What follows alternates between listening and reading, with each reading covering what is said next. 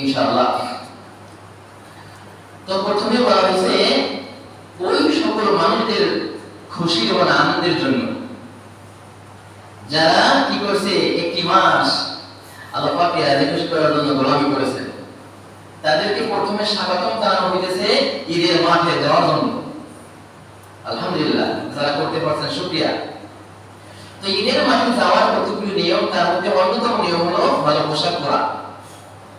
এই পোশাক ক্রয় করার জন্য তো বাজার এখন গরম, তাই না? বাজার কিন্তু অনেক গরম। তো মা বোনদেরকে বাজারে না পাঠাইতে বলে পাঠাবেন না, যাবে তারা যদি সেরকমের পর্দা সহকারে যেতে পারে তত ভালো। কারণ কি জানেন তো, সারাটি মাস আল্লাহ পাকের ইবাদত করার জন্য অনেক কষ্ট করছি, রোজা রাখছি, নামাজ আদায় করেছি, কোরআন তেলাওয়াত করছি। এখন যদি এগুলি ভঙ্গ হয়ে যায় বা পাপের কাজ হয়, সেগুলো আমরা করবো না, তাই না? এই জন্য মা বোনদেরকে যত সম্ভব বাজারে না পাঠাইলে যদি ভালো হয় তাহলে পাঠাবেন না, এটাই। তো প্রথমে বলা হয়েছে যে ঈদের মাঠের জন্য শুভ আগমন তাদের জন্য যারা একটি মাস গোলামি করেছে। আলহামদুলিল্লাহ, যারা করতে পারছে শুকরিয়া। তো তার মধ্যে কতগুলি কথা, এর মধ্যে প্রথম কথা হলো একটু ভালো পোশাক পরিধান করা। নতুন যে ক্রয় করতে হবে বিষয়টা এমন না, একটু ভালো পোশাক পরা, একটু ভালো করে ধুয়ে। তারপরে দ্বিতীয় হলো একটু সুগন্ধি ব্যবহার করা। পুরুষ যেহেতু ঈদের মাঠে আসবে, সে একটু সুগন্ধি ব্যবহার করবে, এগুলো তো করে আলহামদুলিল্লাহ, একটু ভালো পোশাক। কিন্তু তার মধ্যে আরেকটা বিষয় একটু লক্ষ্য রাখবেন যে নতুন পোশাক ক্রয় করার পরে ধুয়ে তারপরে কিন্তু নামাজে আসবেন। এটা কিন্তু সবথেকে উত্তম কাজ। নতুন পোশাক কিনলেন, প্যান্ট কিনলেন, জামা কিনলেন, টুপি কিনলেন, গেঞ্জি কিনলেন, ধুইবেন, ধুয়ে ভালো করে পানিতে ভিজিয়ে এরকম টানবেন, এরকম ধুবেন। ধোয়া পাক পবিত্র অন্যতম কিন্তু একটা গুরুত্বপূর্ণ কাজ। অনেকে কিন্তু পাক পবিত্রতা হয় না। ধোয়ার শেষে যখন ধোয়া হয়ে যাবে, আপনার মন বলবে না এখন পরিষ্কার হয়েছে, তখন হাতে গুটিয়ে নেবেন। নেওয়ার পরে বিসমিল্লাহির রহমানির রহিম পানিতে একটু নিগারি দিয়ে, মানে একটু শর্ট করে পানিতে ছাড়বেন, যাতে করে পোশাকটার ভিতরে পানি ঢোকে। বিষয়টা বুঝতে পারছেন? একটু মুড় দিলাম, দিলে তো কাপড় থেকে পানি বের হয়ে যাবে, তাই না? পানির ভিতরে ঢোকাবেন বিসমিল্লাহির রহমানির রহিম বলে, ওই পানিটা গ্রহণ করবে। আবার দ্বিতীয়বারে বিসমিল্লাহির রহমানির রহিম পানির ভিতরে ঢোকাবেন, তিনবার এরকম করবেন। তারপর একটু সুগন্ধি মাখাবেন। এগুলো তো আসবে, এগুলো তো আসেই পরে। ঈদের মাঠে কারা আসবে? ঈদের মাঠে আসবে যুবক, বালক, বৃদ্ধ এবং তোমাদের বন্ধুগণ। বিশেষ করে এখানে পুরুষদের কথা বলা হয়েছে। আল্লাহ রাসূল সাল্লাল্লাহু আলাইহি ওয়াসাল্লামের জামানায় নারীরাও আসতেন। এখন যদি সেরকম পরিবেশ থাকে, নারীরা ঈদের মাঠে যেতে পারবেন, কিন্তু সেই পরিবেশ লাগবে, পরিবেশ দরকার হবে। যাই হোক, সকলে ঈদের মাঠে আসে, কিন্তু দুর্ভাগ্যবশত কিছু কিছু মানুষ ঈদের নামাজটাও কিন্তু পড়ে না। এরকমের মানুষ কিন্তু সমাজে আছে, আছে কিনা? আছে, আছে। অনেকে মাঝের সাথে নামাজ আদায় করে, 5 ওয়াক্ত থেকে 3 ওয়াক্ত করে, 2 ওয়াক্ত করে। অনেকে শুধু জুমা আদায় করে, অনেকে ঈদের নামাজ আদায় করে। আহা, এরা মুসলমান নয়, নিশ্চিতভাবে এরা মুসলমান নয়। একজন ইমানদার মুসলমান আর একজন অমুসলিম, তাদের মধ্যে শুধুমাত্র পার্থক্য নামাজ, শুধুমাত্র পার্থক্য নামাজ। একজন এমএ পাস, সে কি করে? এমএ পাস করে প্রিন্সিপাল হয়। আর একজন এমএ পাস, সেই এমএ পাস করে ঝাড়ুদার হয়। যিনি প্রিন্সিপাল আর যিনি ঝাড়ুদার, তাদের জ্ঞান, তাদের শিক্ষা, তাদের হিকমত, তাদের জ্ঞান, কৌশল, বুদ্ধি এক নয়, কি এক? এজন্য প্রিয় ভাইরা শুনে আল্লাহ পাক বলেছেন, ওয়াসায়ুজান্নাবুহাল আতাকাল্লাযী ইউতি মালাহু ইয়াতাযাক্কা ওয়া মা লিআহাদিন ইনদাহু মিন নি'মাতিন তুজজা। আসলে সিগারেট সামনে আসেন, অনেকদিন অসুস্থ, আল্লাহ তাআলা তাকে সুস্থ করে, সবাই বলে আমিন। তো যে কথা বলতেছিলাম, যে ওয়াসায়ুজান্নাবুহাল আতাকা, কিয়ামতের দিন আল্লাহ পাক ওই সকল মানুষদেরকে ক্ষমা করে দেবেন, তাদেরকে আল্লাযী ইউতি মালাহু ইয়াতাযাক্কা, নিজে পরিষ্কার, পরিশুদ্ধ, পরিপক্ক হওয়ার জন্য দান সদকা করে। কথাগুলি কিন্তু আল্লাহ তাআলা ওই সকল ব্যক্তিদেরকে কিয়ামতের দিন আল্লাহ পাক ক্ষমা করবেন।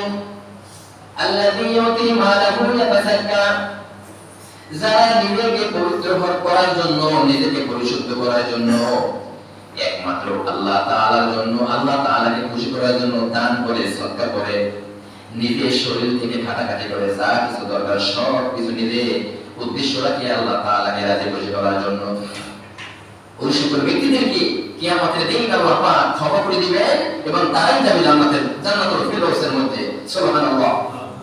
জান্নাতুল ফিরদাউসের মধ্যে কিন্তু প্রিয় ভাইরা সবাই যাওয়ার ইচ্ছা করে, কিন্তু সবাই কিন্তু যাবে না, সবাই যাবে না। এখন আসেন, এই যে পবিত্র মাহে রমজান আসছে, অনেক অনেক মানুষ মনের মধ্যে এরকম মেরেলা করছে, আরে আমার তো 20 লক্ষ টাকা আছে, 1 কোটি টাকা আছে, 10 কোটি টাকা আছে, এই টাকার পরিমাণ কেউ জানে না। এই রমজান মাসে যদি আমার টাকার হিসাব করে করে সুন্দর করে যাকাতটা আদায় করে দেই, তাহলে আল্লাহ রাসূল বলছে 1 টাকা দান করলে 70 টাকা থেকে 700 গুণ পর্যন্ত এবং সর্বশেষ অগণিত গুণ সওয়াব দেওয়া হবে। তাহলে আমি সওয়াবের জন্য দান করে দেই। অনেকে আছে কিন্তু স্বেচ্ছায় নিজের খুশিতে যাকাতের টাকা দিয়ে দেয়। সুবহানাল্লাহ। 50 লক্ষ টাকা আছে, তাতে কতগুলো টাকা যাকাত হয়? 1 লক্ষ টাকায় 2,500, তাহলে 50 লক্ষ টাকায় কত হয়? 1,25,000 মনে হয়, তাই না? 1,25,000। এই 1,25,000 টাকা কেন? কোন মানুষের কাছে খাওয়ার পরে যদি এই বর্তমান বাজারে 7.5 তোলা সোনার দাম কত? এখন তো অনেক বাজার হলো, তাই না? 7.5 তোলা স্বর্ণের দাম যা, তার চাইতে রূপার দাম কম। রূপায় আগে যাকাত হয়। 52.5 তোলা রূপা, সেই 52.5 তোলা রূপা, 1 কোটি রূপার দাম হয়তো এখন 3,000 ধরেন, 3,000 হবে না, 3,000 মনে হয় আমার হবে না, নগদের বাজার আমার জানা নেই। যদি 3,000 ধরে, 5,000, আলহামদুলিল্লাহ অনেক, যাক 5,000 নাকি, 5,000 যদি হয়, তাহলে 52.5 তোলা রূপার দাম হয় কত? 5,25,000। তাহলে আড়াই লাখ না নাকি? 5,25,000, 2.5 লাখ হয়, মানে 2.5 লাখ। এই 2.5 লাখ টাকা সামথিং বেশি হতে পারে। যদি কোনো মানুষের খাওয়ার পরে একটা বছর এক্সট্রা থাকে, তার উপর যাকাত খরচ দেয়। 2.5 লাখ টাকা কোনো মানুষের কাছে আছে, তাহলে এবারে মাসে আসে 2.5 লাখ টাকা যদি কোনো মানুষের কাছে থাকে, তাহলে 1 লক্ষ টাকায় 2,500, তাহলে 5,000, 6,000, 6,500 মতো হয় যাকাত।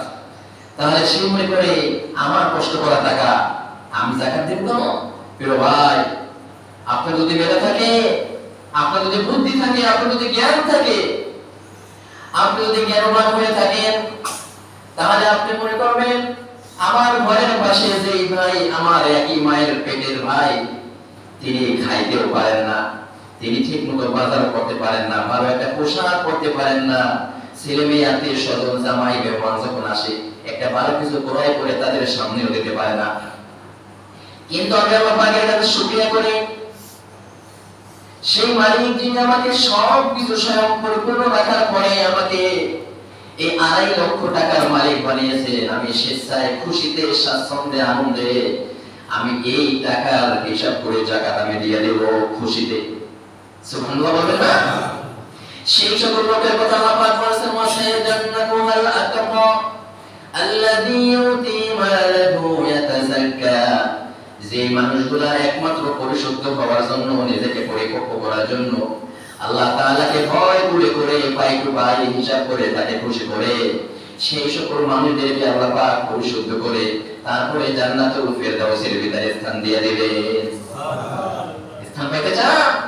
শুধু লোকাই আমরা টাকা টাকা টাকা যাদের আছে তারা মনে করে কি সুদ করব। একবার এক বেচারা ওই কিছু একটা ছোট একটা সংগঠন করে তারপর টাকায় টাকা বৃদ্ধি করে, এটা তো সুদ দেয়। তা আমি বললাম যে ভাই আপনি তো আলহামদুলিল্লাহ দিনদার মানুষ, এই কাজটা করেন না। বলে হুজুর আমি তো এতে কিছু খাই না, কিন্তু চোখের দেখা অনেক টাকা আমার বানাইতে ইচ্ছা করে। আলহামদুলিল্লাহ, তুমি তো টাকা খাও না, তুমি যে সুদের টাকায় তুমি সুদ করতেছো, এই টাকার তুমি যে মালিক না, এটা লিখিত দিতে পারবা? নিশ্চয়ই নয়, এই টাকার মালিক হলাম আমি। তাহলে শোনেন, এই সুদের টাকা, ঘুষের টাকা, মান্দার টাকা, জমির টাকা কতদিন থাকে? এখন দেখবেন মানুষ রাতারাতি বড় হয়ে গেছে, কোটিপতি হয়ে গেছে, শিল্পপতি হয়ে গেছে, যাকাত নাই, কোরআন হাদিস নাই, অন্যায় ভাবে জুলুম, সুদের ব্যবসা, এই করে করে যখন অন্যায় করতে থাকে কিছু বছর সামনে অগ্রসর হলে এমন ফকির হয়ে যায় তার থেকে বড় হতভাগা আর কেউ থাকে না। এরকম দেখছেন কিনা? যারা দাড়ি পাকা অনেকে বলেন দেখছেন। এই আমাদের এই বাংলাদেশে একটা সময় নাকি আমাদের দাদা, আমাদের চাচা, তাদের সময় একটা সময় ছিল অমুক বংশ, তালুকদার বংশ, এদের বাড়ির সামনে দিয়ে জুতা পায়ে হাঁটা যাবে না, বেয়াদবি হবে। এরকম পরিস্থিতি আপনারা দেখছেন কিনা? এরপর বড় আসেন, তার সাথে এই আচরণ করতে হবে। তাহলে শুনে রাখেন, যদি আল্লাহ রাসূল সাল্লাল্লাহু আলাইহি ওয়াসাল্লামের উম্মত হন তাহলে তিনি বলেন, শোনো, এই যে বিশ্ব নবী তোমাদের এই যে আরবের ভিতরে জন্ম নিয়েছেন এবং এই যে আরবে কথা বলেন তোমাদের প্রধান্য, আর এই বিশেষ করে আরব দেশে সমগ্র বিশ্ব থেকে মানুষ ঘুরে আসে হজ করতে, বিভিন্ন সমস্যায় বিভিন্ন রকমের ইবাদতের জন্য এই আরব প্রান্তিতে আসে। তোমাদের মধ্যে কোনো ফিলিংস তৈরি না হয় যে আরব এবং অনারব তোমাদের মধ্যে হিংসা তৈরি না করে। আরব এখানে রাসূল জন্ম নিয়েছে, এরকম কোনো হিংসা নয়, কালো এবং সাদা এরকম কোনো হিংসা নয়, হিংসা যারাই করছে তারাই পতন হয়েছে। এই জন্য প্রিয় ভাইরা শোনেন, আমাদের সামনে হলো ঈদুল ফিতর। এই ঈদুল ফিতরের সম্পর্কে কিছু কথা বলবো।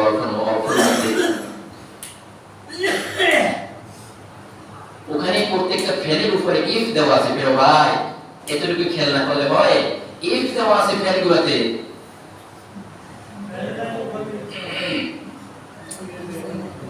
যাই হোক, যারা বোঝেন তারা এখন ওঠেন না, বসে বসে সবাই যদি বলে ওইটা ওইটা, তাহলে তো সমস্যা। প্রিয় ভাইরা শোনেন, কথা বলেন না, শোনেন। আল্লাহ তাআলা বলেছেন, আল্লাহ তাআলা রাসূল মুহাম্মদুর রাসূলুল্লাহ সাল্লাল্লাহু আলাইহি ওয়াসাল্লাম বলেছেন, শোনো, তোমাদের মধ্যে যখন ঈদুল ফিতর আসে, রমজান মাস শেষ হয়ে যায়, শাওয়াল মাসের প্রথম তারিখ আসে, শোনেন সবাই শোনেন। যারা রোজা রাখছেন, রোজা রাখেন না, সবাই শোনেন। বাকি কয়টা রাখবেন আর তওবা করবেন। যখন শাওয়াল মাসের 1 তারিখ আসে, তোমাদের ফজর শেষ হয়ে যায়, ফজরের পরে যখন সুবহে সাদিক শুরু হয়, ইদা কানা ইয়াউমু ঈদুল ফিতর ওয়া কাফাতিল মালাইকাতু আলা বাবি তুরুক ফানাদাউ বুদু ইয়া মাশারাল মুসলিমিন ইলা রাব্বিল কারীম। আল্লাহ রাসূলের কথা শোনো, যখন ঈদুল ফিতরের দিনে সুবহে সাদিক হয়, তখন রাস্তার মোড়ে করে দাঁড়িয়ে ফেরেশতাগণ বলতে থাকে, ও নেক কাজ যারা করেছো, একটি মাস নেক কাজ যারা করেছো, তোমাদেরকে আল্লাহ তাআলা নির্দেশ দিয়েছে দিবসে তোমরা রোজা রাখো, তোমাদের স্ত্রী সহবাস থেকে তোমরা দূরে থাকো, এবং সুবহে সাদিক থেকে সূর্যাস্ত পর্যন্ত তোমরা খানা থেকে পরিত্যাগ করো, এবং রাত্রে তোমরা আল্লাহ পাককে রাজি খুশি করার জন্য ইবাদত করো, আর তোমাদের মালিক আল্লাহ তাআলাকে খানার ব্যবস্থা করো। এই তিনটা কাজ যারা করেছো তাদের জন্য ঈদের মাঠ তোমরা আসো। ঈদের মাঠ সবার জন্য নয়, সবার জন্য ঈদের মাঠ নয়। যারা ঈদের মাঠে আসবেন, কাপড় ক্রয় করেছেন, চেন ক্রয় করেছেন, বিশাল দামি জুতা ক্রয় করেছেন, যাদের অনেক টাকা আছে, এই বাংলাদেশ থেকে ক্রয় করে নাই, বাইরে গিয়ে দামি পোশাক ক্রয় করেছেন। ভাই, ঈদের মাঠে দামি পোশাকের কোনো দাম নেই, দাম হলো একমাত্র আমলের ইবাদতের। ঈদের মাঠ কাদের শোনেন? যারা দিবসে রোজা রেখেছো, এবং রোজা রাখার পরে তোমরা রোজার হককে পরিপূর্ণভাবে আদায় করেছো, এবং রাত্রে তারাবির নামাজ আদায় করেছো, আর ফরজ যে সকল ইবাদতগুলি সেগুলোকে করেছো, আর তাহাজ্জুদের মধ্যে কান্নাকাটি করেছো, আল্লাহ আমার মতো নগণ্য দুনিয়ার মধ্যে না, দয়া করে আমাকে মাফ করে দাও। এরপরে চোখের উপরে কলম ফেলাইছেন, তাদের জন্য ঈদের মাঠ। তারা আসেন, ফেরেশতাগণ বলেন, এরকম ডাকতে থাকেন ঈদের মাঠে এক এক করে মানুষ আসতে থাকেন। ঈদের মাঠে এসে যখন মানুষ উপস্থিত হয়, আর যখন ঈদের নামাজ শেষ হয়ে যায়, ওখানে আসছে কারা? যারা বৃদ্ধ তারাও ঈদের মাঠে আসছে, যারা যুবক তারাও আসছে, যারা ছোট বাচ্চারা তারাও ঈদের মাঠে আসছে। আর যখন ঈদের নামাজ শেষ হয়ে যায়, এক শ্রেণীর ফেরেশতাগণ তাদেরকে বলে, তোমরা যারা এই তিনটা কাজ করেছো, আজকে আরশে আযমে আল্লাহ পাক তোমাদেরকে পুরস্কার দিবেন, বা পুরস্কার দিবস আজকে এই ঘোষণা তোমাদেরকে করে দেওয়া হয়েছে। এবং আজকে এই সকল মানুষ যারা তিন শ্রেণীর মানুষ, এই তিনটা কাজ করেছে, যে সকল মানুষ, যে সকল সমাজ সম্প্রদায়, যে সকল ব্যক্তি আল্লাহ পাক দয়া করে মেহেরবানি করে তাদেরকে ক্ষমা করে দিয়েছেন, তোমরা আনন্দের সাথে এখন বাড়ি ফিরে যাও। আমি যখন এই হাদিস পড়তেছিলাম আমার চোখ থেকে বেরোয় পানি বের হতেছিল যে আল্লাহ আমাদের অবস্থা কি হবে। হযরত ওমর ফারুক রাদিয়াল্লাহু তাআলা আনহু ঈদের মাঠে ঘরে বসে বসে কান্নাকাটি করতেছেন। অন্য সাহাবায়ে কেরাম জিজ্ঞাসা করতেছেন, ভাই ওমর তুমি কেন কান্না করো?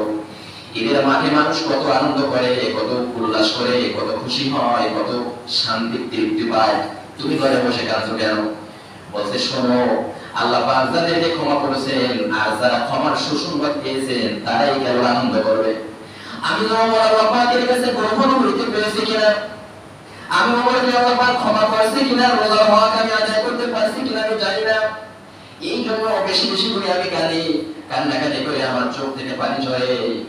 আমি ওমরকে যদি আল্লাহ পাক ক্ষমা না করে তাহলে আমার মতো খারাপ দুনিয়ার মধ্যে কোনো মানুষ থাকবে না। প্রিয় ভাইরা, আমরা কি ওমরের মতো হইতে পারছি? বলে রোজা নাই, নামাজ নাই, দিন নাই, তারাবি নামাজ নাই, শুধু ইফতারিতে ভিড়। ইফতারির সময় জায়গা দেওয়া যায় না। মায়েরা বোনেরা এই যে ছোট্ট ছোট্ট বাচ্চাদেরকে মসজিদে পড়ায়, আলহামদুলিল্লাহ সে ভালো কথা, এটাও একটা শিক্ষা। কিন্তু মায়েদের বোনেদের আমি মনে করি জ্ঞান ছোট, সীমিত, নগণ্য। যদি জ্ঞান থাকতো তাদেরকে বলতো যে তোমরা একদিন তারাবি নামাজে যাও, ওখানে কি হয় সেটাও একটু দেখো। না, তারাবি দরকার নাই, নামাজ দরকার নাই, খাইতে যাও। খাওয়া ইবাদত নয়, খাওয়া ইবাদত হলো তৃতীয় শ্রেণীর ইবাদত। ইফতারিতে আসেন আলহামদুলিল্লাহ, যারা ইফতারি দেয় অনেক অনেক হাজার টাকা খরচ করে ইফতারি দেয়। কোন মানুষত্ব বোধ বড় মানুষের নাই, কোন মানুষত্ব বোধ ছোট মানুষের নাই, বড়তার নাই, ছোটতা থাকবে কেন? আমি এজন্য বিগত বছরগুলোতেও বলি যে দুঃখ প্রকাশ করে যে ইফতারের দরকার নাই। এক কথা অন্য কথা ঢুকলাম, যাই হোক আসি যখন কিছু বলি, বিষয় হলো ইফতারি কেন? রোজাদারদের জন্য ইফতারি কেন? ইফতারের সময় দোয়া কবুলের সময় হই হুল্লা চিল্লা পাল্লা এদিকে ওদিকে, তারপরে যারা ভাগ বটরা করে কিছু কিছু বড় মানুষ আছে ওদের দিকে তাকায় থাকে, কি করে? এতবার নিম্ন শ্রেণীর মানুষ যে মানুষ সমাজের মধ্যে থাকে, এটা আমার ধারণার বাইরে। খানার দিকে কেমনি তাকায় থাকে, কি খাইলো, কারে দিল, কত রইল, ওখানে আছে আমাকে দে। এই শ্রেণীর নিম্ন শ্রেণীর মানুষ, একদম নিম্ন শ্রেণীর মানুষেরা। এরপরে খাওয়া দাওয়ার পরে আসেন, ওই যে প্লেট থাকে, গিলাস থাকে, গ্লাস থাকে, কিনা লাথ মেরে ওখানে ফেলাই ফেলবো। এখানে যে মসজিদের একটা পরিবেশ, সেই পরিবেশ থাকে না। তারপরে যেটা দিয়ে মনে করেন ওই যে মুখ বসে ওজুর করে কিনা, সেটা দিয়ে ওই যে শরবত, ওই যে চিনা ফেলাই হয়েছে সেটা মাখাই ধরো। এরপরে প্লেট গিলাস যে পরিস্থিতি, যে পরিবেশ, তাতে মনে হয় যে পরবর্তীতে একটা মানে জ্ঞানবান মানুষ এসে এখানে থাকবেন। এইগুলো আমাদের আচরণ, এরা মুসলমান নয়। আল্লাহ রাসূল সাল্লাল্লাহু আলাইহি ওয়াসাল্লাম মুসলমান হলো ওই ব্যক্তি যেই ব্যক্তি নিজের পরিশুদ্ধ থাকার জন্য চেষ্টা করবে এবং নিজের একটা পরিপক্ক প্লেট চাই, গ্লাস চাই, একটা নিজের পরিপক্ক জামা চাই, পোশাক চাই, প্যান্ট চাই, টুপি চাই, তার পরিধে যা কিছু আছে সেটা সুন্দর চাই।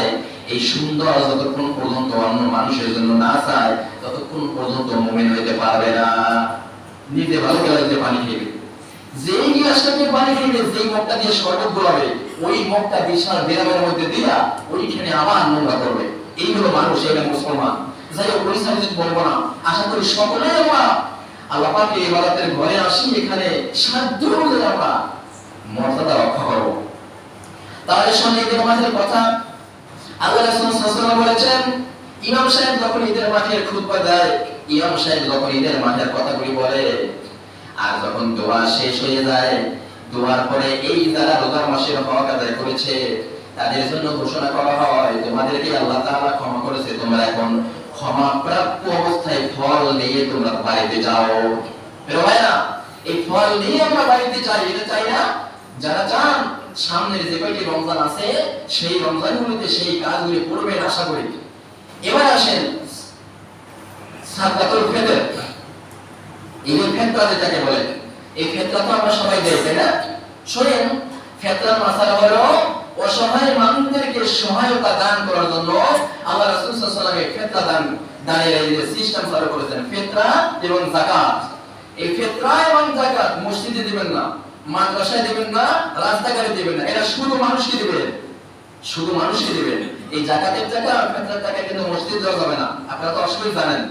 আর মসজিদে দিবেন না, মানুষে দিবেন না, রাস্তাঘাট করবেন না, এটা শুধু ব্যক্তি পরিশুদ্ধ পরিপক্ক সুন্দর করে এলাক হয়ে নিজেদের শক্তিশালী হবে, সেই জন্য এই যাকাত এবং ফিতরা দিতে হবে।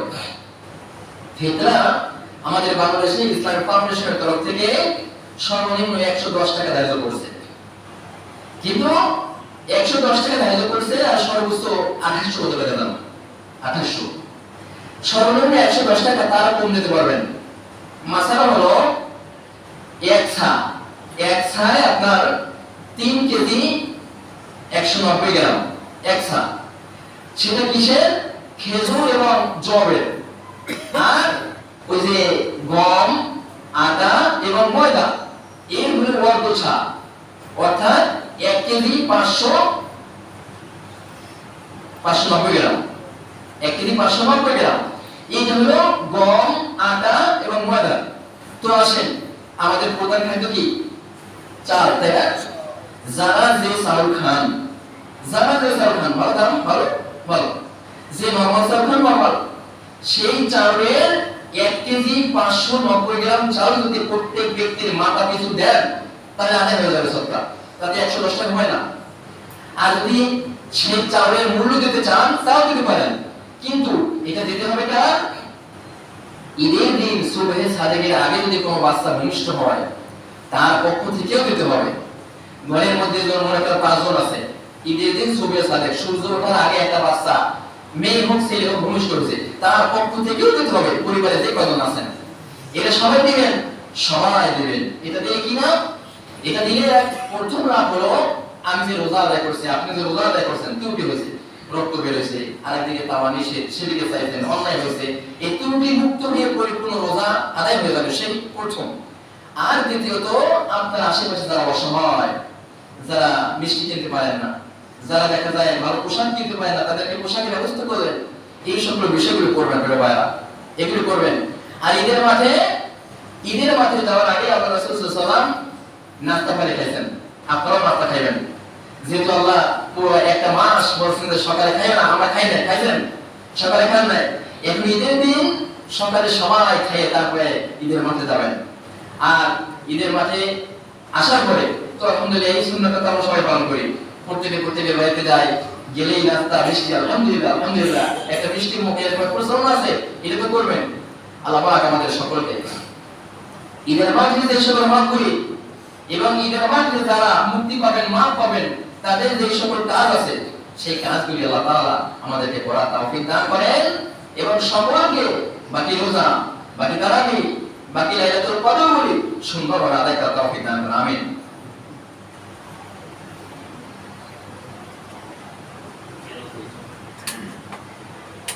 প্রিয় ভাইরা, ইসলামী ফাউন্ডেশনের পক্ষ থেকে আপনাদের একটা সালাম দেওয়া হয়েছে, সেটা হলো